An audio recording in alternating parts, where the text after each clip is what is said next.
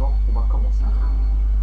Le cinéma d'horreur et d'épouvante est fantastique. Donc, mais cette émission spéciale, elle est très très spéciale. Cette émission concerne, vous allez voir, le cinéma des années 70, le cinéma d'horreur et d'épouvante, les chefs-d'œuvre de l'esprit fantastique et d'épouvante des années 70, les meilleurs, les best of the best. Vous n'allez pas être déçus pour ma collection. Pas énorme, mais assez complète. Les meilleurs. Je vais vous montrer les meilleurs films d'épouvante et fantastiques et de science-fiction, etc. On va commencer par Piranha. Piranha, un très grand film. Je vous montre le DVD. Piranha 1, un film de Joe Dante, un des meilleurs films d'attaque animale de tous les temps. Voilà, je vous montre. Jaquette. Un film culte mythique des années 70, fin 70. Donc voilà, je vous montre la jaquette. Dans la lignée directement de Les Dents de la Mer. Le digne successeur des Dents de la Mer, en fait, c'est Piranha. Un film extrêmement terrifiant, extrêmement angoissant. On va en faire plus. Voilà. Je vais voir. Voilà. Et voilà, fin de tout. Donc, comme il dit dans le DVD, un sentiment de panique part en crescendo pour attendre une violente terreur, comme diraient les magazines ultra fantastiques. Un film culte, mythique, culte des années 70, un des meilleurs, Piranha de Joe Dante.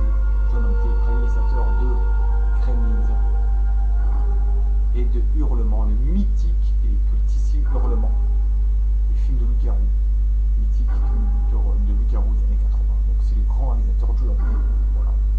Piranha est aussi réalisateur du monstrueux Gremlins, du grand film Gremlins produit par Steven Spielberg.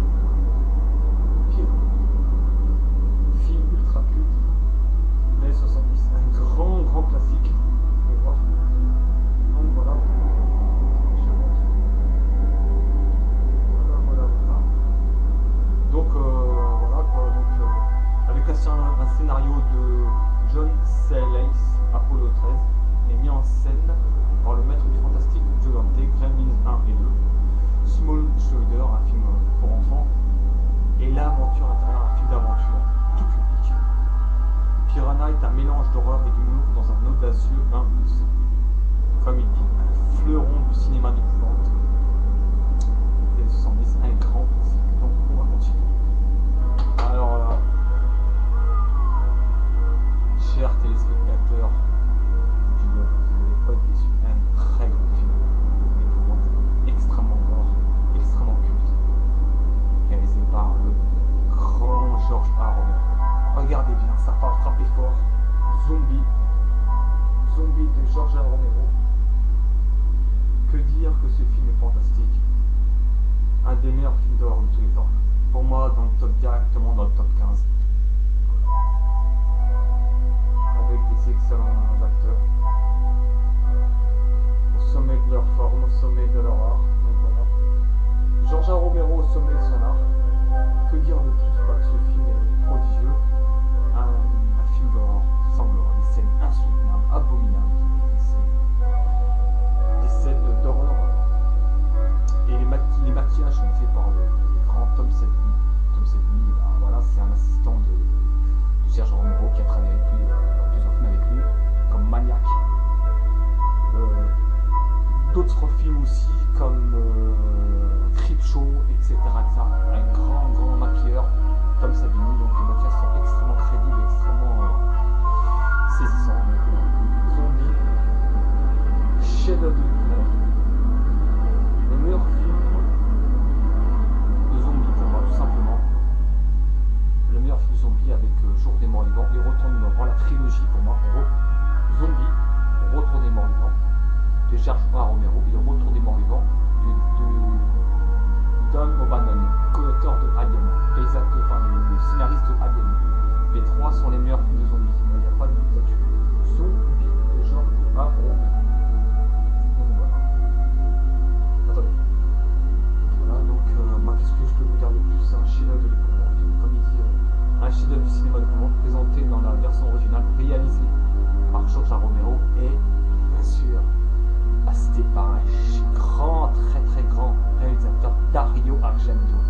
Dario Argento, fidèle collaborateur de Sergio Aronco. Dario Argento, on ne le présente plus, hein, qui a réalisé maintes et maintes films, Démon, je sais pas quoi d'autre, plein d'autres films, enfin, je pense plutôt Ténèbres, etc. Dario Argento, et ce film c'est le meilleur film de zombies, bon, enfin, c'est pas un film de mort, c'est un film de zombies. Un film mort, c'est le meilleur pour moi, le plus terrifiant, avec des acteurs qui jouent trop bien. Donc, les acteurs principaux, là, les gars de espèce de flic là, je sais pas quoi, ils jouent extrêmement bien. Ce film est un fleuron de l'épouvante, comme on en fait plus. Zombie. Comme il dit, quand il n'y a plus de place en enfer, les morts viennent sur terre. Voilà. Donc on continue. Alors ce film, plus ou moins connu, est la suite d'un très très grand chef-d'œuvre de l'épouvante, très très grand chef-d'œuvre, et la suite de La Malédiction de Richard Donner, un très grand film d'épouvante. Donc c'est La Malédiction 2, Damien La Malédiction 2, un effrayant et terrifiant film d'épouvante des années 70. Comment on peut plus malsain à souhait, dérangeant, morbide, c'est normal quoi, c'est la suite du premier Malédiction, un film magnifique quoi, démoniaque. Voilà. La première fois, ce film, la suite n'est pas réalisé par Richard Donner et par William Holden, qui a réalisé des films de guerre comme Le Pont de la rivière Kwai, La Porte Sauvage, un western aussi. Et Lee Grant, un grand acteur, Lee Grant, dans La Chair de la nuit. C'est un acteur qui a joué dans le film western. Comme ils disent, les interprètes, les acteurs livrent une interprétation, ils nous disent mais ce film n'est pas meilleur que le premier, c'est vrai qu'il est un ton tout moins bien que le premier, mais il est bien, c'est comme un bon divertissement, et un film effrayant et terrifiant. Ça, c'est clair que La Malédiction 2 ne faut pas passer à côté. Donc voilà, La Malédiction 2, Damien. Moins bien que le premier, mais pas non plus à envier extrêmement. Enfin voilà quoi. La Malédiction 2. Avec une musique de Jerry Goldsmith, un grand compositeur musical de VO de film, extrêmement célèbre, extrêmement bon, qui a fait la VO des Dents de la Mer, tout ça. Donc voilà, La Malédiction 2. Damien, La Malédiction 2, un film terrifiant. Oula, je tombe justement dessus. Bizarrement, je vous ai montré la suite. Et là, pour moi, ce que je vais vous montrer, là c'est pour nous. Le plus terrifiant film pour moi, peut-être plus terrifiant que L'Exorciste. Pour moi, ce film là est le plus terrifiant film que j'ai jamais vu. Voilà, tout ça. La Malédiction. Désolé aux détracteurs. L'Exorciste, c'est vrai qu'il est effrayant et tout ça. On dit que c'est le meilleur, c'est vrai que c'est le plus terrifiant pour moi. Et en comparant les deux, je les ai regardés. Honnêtement, j'ai regardé celui-là. Il est un peu moins effrayant, mais tu dors vraiment mal. Je te dis que t'es mal à l'aise. C'est un film qui met extrêmement mal à l'aise. Plus mal à l'aise que L'Exorciste. Et des scènes insoutenables. Des scènes d'or d'anthologie, qu'on ne dit pas de cytologie, donc très très très grand film d'épouvante. Voilà. Un des meilleurs, je vous dis, Malédiction, Damien Malédiction, un film diabolique, démoniaque, maléfique, tout ce qu'on veut quoi. Les films, comme nous n'existent plus quoi. Les acteurs extraordinaires. Voilà, vous voyez, un acteur qui joue dans plein de films de western là.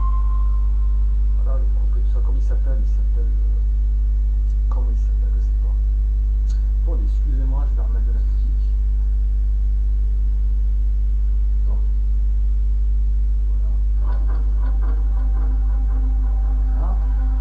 Comme je l'ai dit, avec un acteur qui joue magistralement bien, qui joue dans des films western. Gregory Peck, je crois que c'est Gregory Peck, comme ça, il s'appelle Gregory Peck. Réalisé par Richard Donner, qui a réalisé Superman, très grand film Superman, et qui a réalisé Goonies, un film tout public, pour Disney, principalement pour les enfants. Goonies, que vous connaissez, produit par Steven Spielberg. Voilà. La Malédiction, un fleuron du cinéma d'épouvante. Qu'est-ce que je vous dis?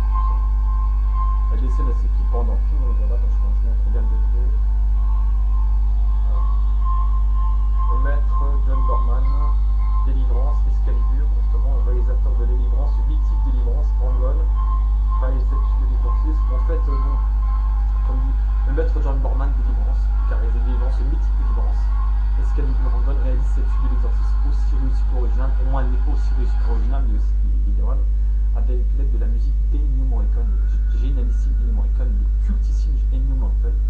Il privilégie l'atmosphère onirique conférant un climat surréaliste à des scènes de possession qui n'en deviennent plus que terrifiantes. Donc c'est un film qu'il faut quand même découvrir ceux qui l'ont jamais vu.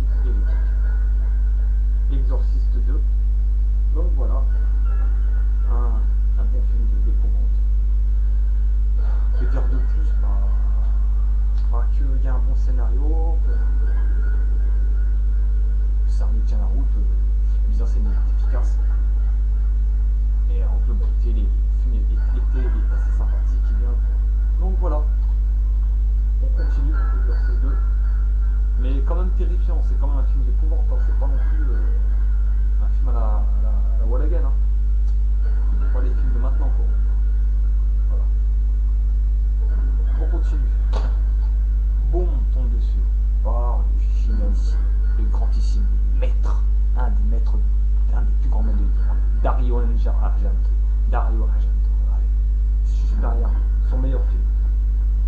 Alors Suspiria, l'ayant vu par curiosité une fois, ce film est génial, original, décalé, une mise en scène assez personnelle de Dario Argento. C'est vraiment son côté transalpin, on va dire, italien. Ce film est un monument du 7e art de l'épouvante, pas très connu, mais génial. Suspiria, écoutez, c'est terrifiant.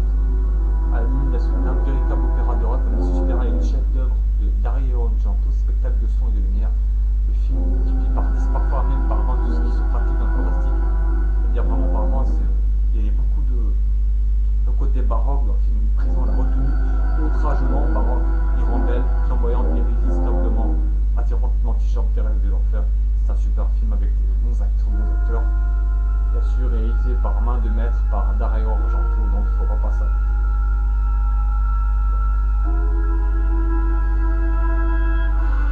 Super film, culte, mythique, etc.